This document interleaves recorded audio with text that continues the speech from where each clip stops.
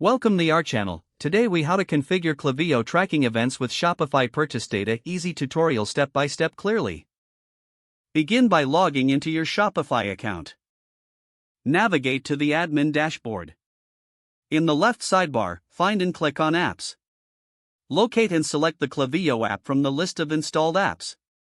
Inside the Klaviyo app, click on Settings in the bottom left corner. Choose Web Tracking from the Settings menu. Scroll down to the section labeled Track Events. Here, you'll see the option to enable tracking for different events.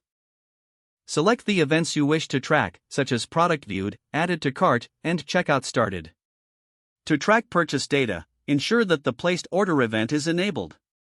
Now, go back to your Shopify admin dashboard. Click on Online Store and then select Themes. Locate your current theme and click on Actions. Ensure that the Klaviyo tracking script is installed in the head section of your theme.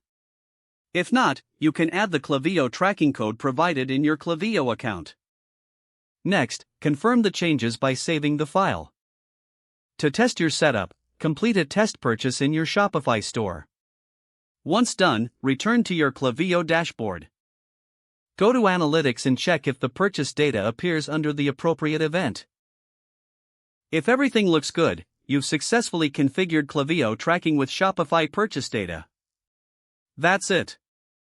Your Klaviyo account is now set to track vital event data from your Shopify store. If the page does not load, refresh the browser or try again in a private or incognito window.